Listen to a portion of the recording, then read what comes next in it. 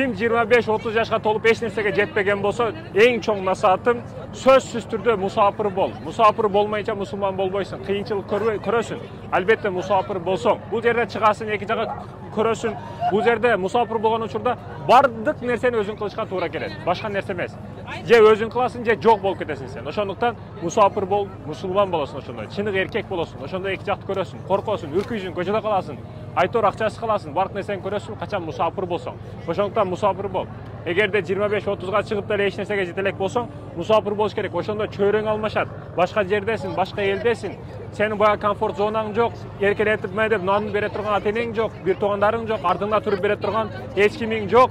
Сен бардык нерсени өзүң кыласың. Ошондуктан мусапыр бол, урматтуу мекендешим. Мусапыр болмойынча мусулман болбойсуң. Сенин комфорт зонаң жок, бул жакта сен ар бир нерсени, мен мисалы Бишкекте болсом, көп ишти телефондо иниме айтып, байкеме айтып бүтүрүп коем. Ал көп иштерде, бизнес иштерде дагы. Бул жерге келесиң, Европага чыгасың, ал жерде чалып бүтүрүп кое турган таанышың жок, же иниң жок, же байкең жок, айтор бүт бардыгын өзүң кыласың. Аракетке түртөт, кыйынчылык. Баягы кыстаганда кыйынчылык келет дегени ушул чөйрөңдөн алмаштырып качан сен мусапыр болсоң, урматтуу мекендешим. Мусапыр болосуң, анан эркек болосуң, анан мусулман болосуң. Ошондуктан 25-30 болсоң, сөзсүз түрдө азыр чөйрөңдү алмаштыр, урматтуу мусулман бир тууганым. Эркек бол, коркпо, алдыга аракет кыл. Мен сага ишенем, ийгиликке жетесиң.